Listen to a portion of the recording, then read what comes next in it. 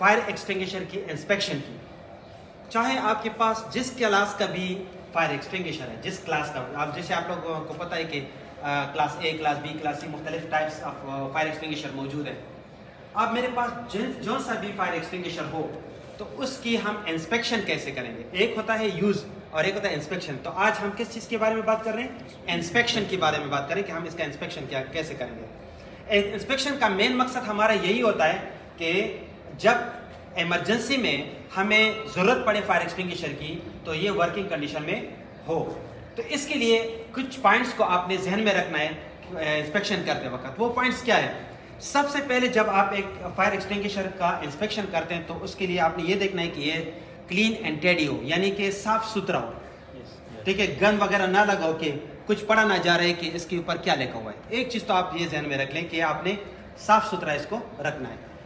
दूसरा पॉइंट आपने ये ख्याल करना है कि इस कहीं पे जंग वगैरह ना लगी हो, इस जगह पे जंग ना लगी हो, या स्पेशली इसके जो बॉटम है इस एरिया के ऊपर जंग ना लगी हो। इन चीज़ों का अभी आपने देखना, हाँ, ताकि क्योंकि जंग और ये चीज़ें जो है इसको डैमेज कर सकती हैं, इसलिए इसमें गैस में कमी आ सकती है। अच्छा, इसके अलावा आपने जो दूसरी चीज़ों का ख्याल रखना है, यहाँ पे पेन तो लगा हुआ है, आप लोगों को पेन नज़र आ रहा है।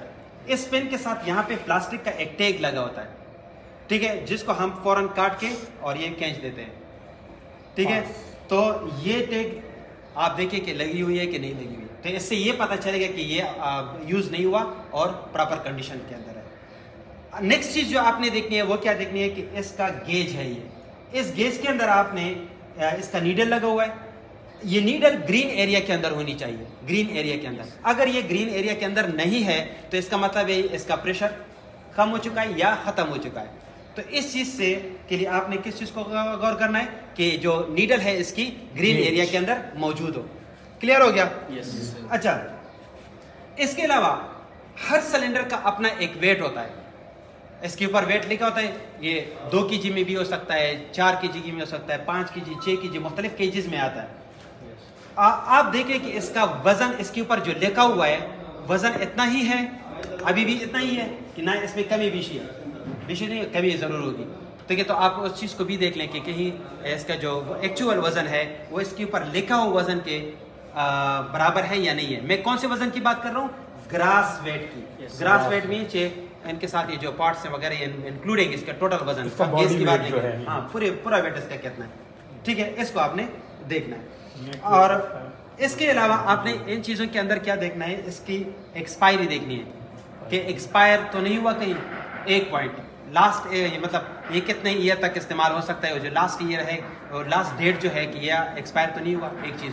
दूसरी चीज़ इंस्पेक्शन का, इंस्पेक्शन डेट। इंस्पेक्शन डेट जो है नॉर्मली इसके साथ एक कागज़ का टैग हम लगा लेते हैं। उस टैग के ऊपर लिखा होता है कि अभी जो हम इंस्पेक्शन कर रहे हैं वो कौन सी डेट क्या है और अगला इंस्पेक्शन कब करने वाले हैं। हफ्ते बाद करने वाले हैं, महीने बाद करने वाले हैं। तो जो आपकी पॉलिसी होगी उसके मुताबिक आप उसके अंदर जो इंस्पेक्शन की डेट्स हैं कि फला डेट का इंस्पेक्शन हो गई है, अगली इंस्पेक्शन फला डेट को होगी। फिर आगे बाकी खाली ब्लॉक्स होते हैं जिसके अंदर रेगुलरली आप इंस्पेक्शन डेट मेंशन करते रहेंगे। क्लियर हो गया? yes, ये चीज़ आप इसको भी देख लें। इसके अलावा इसका मजीद अगर आप देखना चाहते हो तो इसका जो होज है, इसकी जो पाइप है, ये कहीं से लीकेज ना हो।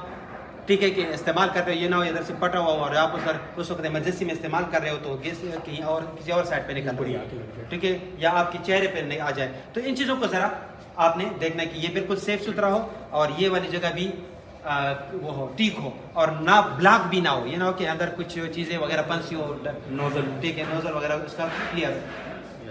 दो चीज़ें मैंने इधर बता दी, एक तो लीक ना हो, दूसरा इसका नोजल जो है वो क्लियर हो, इसमें अंदर कुछ लगा ना हो, कुछ कपड़ा वगैरह ना हो, कुछ और चीज़ किसी ने गलती से या अनइंटेंशनली या अनइंटेंशनली इसके अंदर कुछ लगा ना हो। ठीक है, ये इन चीज़ों का आपने ख्याल रखना है। समझ आ गई है? अच्छा, नेक्स्ट चीज़ आपने ये देखना है कि ये अपने प्रॉपर लोकेशन के मुँह पर होनी चाहिए कि जहाँ पे इसको होना चाहिए उस जगह पे मौजूद है या नहीं है। एक और इम्पॉर्टेंट बात, जरूरी नहीं है कि आपके इदारे के अंदर एक ही फायर एक्सटिंग्विशर हो, कई एक्सटिंग्विशर्स भी हो सकती हैं। तो उसको फिर आइडेंटिफिकेशन नंबर आपको अलॉट करना होगा कि मेरे पास अगर मेरे ऑर्गेनाइजेशन के अंदर 5 फायर एक्सटिंग्विशर है तो ये एक्सटिंग्विशर नंबर कौन सा है, इसका कोड कौन सा है, इसका कोड कौन सा है। तो आप उसके साथ ये भी मेंशन कर सकते हैं कि किस एरिया के लिए है। वो उस कोड के साथ ये भी मेंशन करते हो। मकसद ये है कि आइडेंटिफिकेशन हो सके कि ये फायर एक्सटिंग्विशर कौन सी जगह के लिए हमने मुख्तस किया हुआ है। क्लियर हो गया?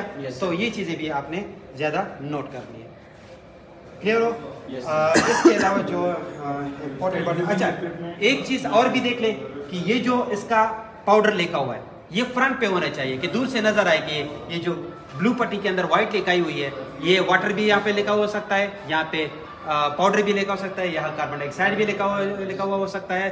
तो ये चीज़ें बिल्कुल आपको फ्रंट में होनी चाहिए, ठीक है, कि विजिबिलिटी अच्छी हो। जैसे वायरिंग शॉर्ट सर्किट हो जाता है वहाँ पर पानी वाला ना मार दे। हाँ, तो इसको साफ सुथरा भी होना चाहिए कि दूर से दिखे कि ये कौन सा सिलेंडर है, कौन सा एक्सटिंग्विशर है और मैंने किस मकसद के लिए इसको इस्तेमाल करना है, और रिक्वायर्ड लोकेशन के ऊपर होना चाहिए। ठीक है? और इसके अलावा मैं आपके साथ आप मुझे व्हाट्सएप पे मैसेज करें, और व्हाट्सएप का मैसेज नंबर लिखा हुआ है, मैं आपको इसका कंप्लीट चेकलिस्ट प्रोवाइड कर देता हूँ। तो उस चेकलिस्ट के जरिए ये होगा कि आप जो है उस चेकलिस्ट के अंदर देखेंगे कि कौन किन किन पॉइंट्स का आपने ख्याल रखना है इंस्पेक्शन के वक्त। क्लियर हो गया? Yes. Okay, thank you so much.